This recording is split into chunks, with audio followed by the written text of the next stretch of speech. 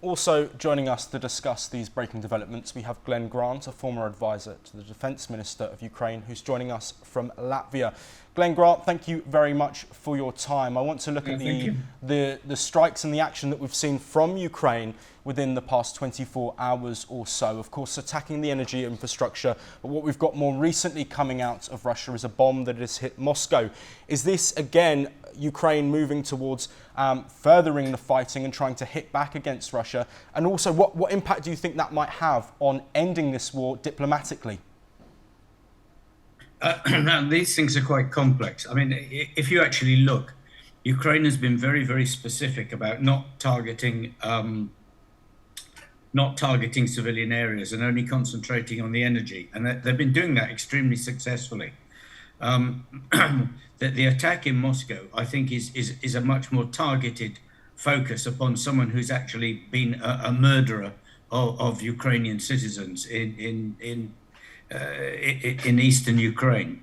So he is a legitimate target for Ukrainian security services to go after. And I think this is what they've done. And they will keep doing this to people who actually have terrorized or killed Ukrainians wherever they are. Also joining us to discuss these developments, we have Andrea Lucidi, who is a war reporter joining us from Luhansk. Thank you, Andrea, for your time. I want to delve deeper into these attacks within Russia that we've seen from Ukraine. This isn't the first time somebody's been targeted. There, of course, was the scooter attack not too long ago. So how do you think Russia responds to this clear and direct attack within Russia, within Moscow? So what we saw in Moscow today is clearly a terroristic attack against a civilian building, because the bomb exploded in a residential complex in Moscow. And the target of this attack, the founder of Arbat battalion, Armen Sergesyan, was dying. Follow what some Telegram channel that was their correspondent were near the building are reported, but this information is not confirmed till this moment. Of course, Sargsyan was from a lot of time present in the Ukrainian database that Mirotvorets, that for someone is a Ukrainian kill list, like other people that were died, like Andrea Rocchelli, for example, Italian photojournalist that was killed by Ukrainian force in 2014 in the contact line in Donbass. And the Committee of Investigation of Russia start to work for determine what's happened today. But till this moment, I don't have any news about it, because no new information are being published by the Russian authorities. Andrea, sticking with you and looking at the strikes that we had on the school in the Kursk region yesterday, there was, of course, a sort of, not debate, but a discussion and disagreement on who was responsible, how many people were killed. It seems that the two nations at the moment are further away than they have been for a long time on coming together and discussing a potential end to the fighting. But a US envoy has, of course, said that both sides need to give a little bit in order for that to come closer. How realistic do you think that is? So I want to say that till this moment, I never visited the region of Kursk, but in short time I will be there for reporting from there.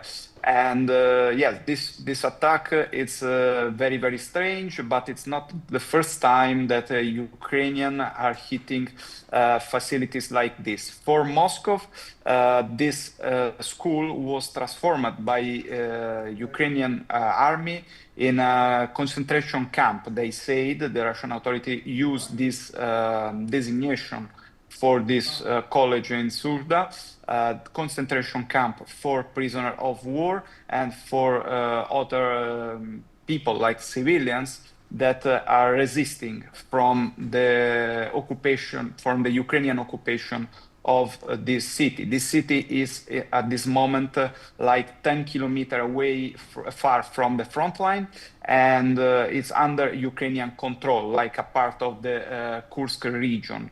That it's interesting in this moment by an anti-terrorism operation by by Russian forces. For Moscow, this was a concentration camp, and in the last weeks, the Russian media published a lot of material about the discovery of human body, civilian's body, in the building that Russian troops are liberated from the Ukrainian occupation. And 2 days ago, the Russian investigation committee published a video of an interrogation of a Ukrainian prisoner of war that admit a lot of crimes that he make or he saw in Kursk region made by Ukrainian troops. I think in this moment the situation in Kursk is about Kursk.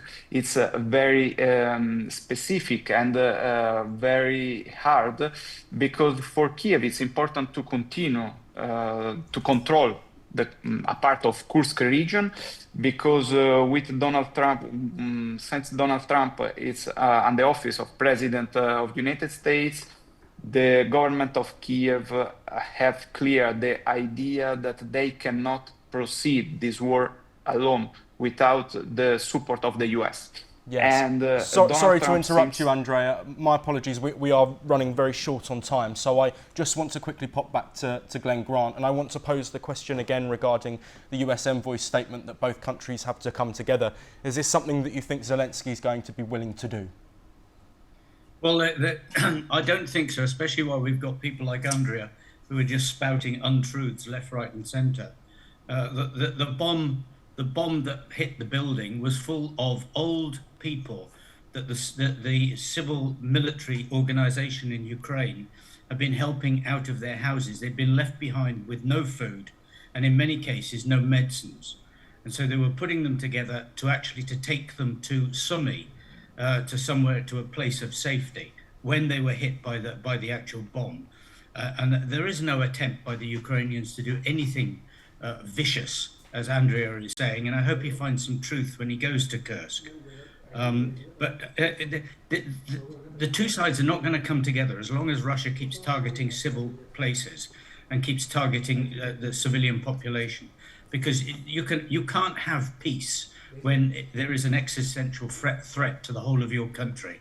And I'm sorry, but I don't see there going to be much coming together until Russia removes itself from all the areas and lands that it's put itself in. Glenn Grant and Andrea Lucidi, thank you very much for your time.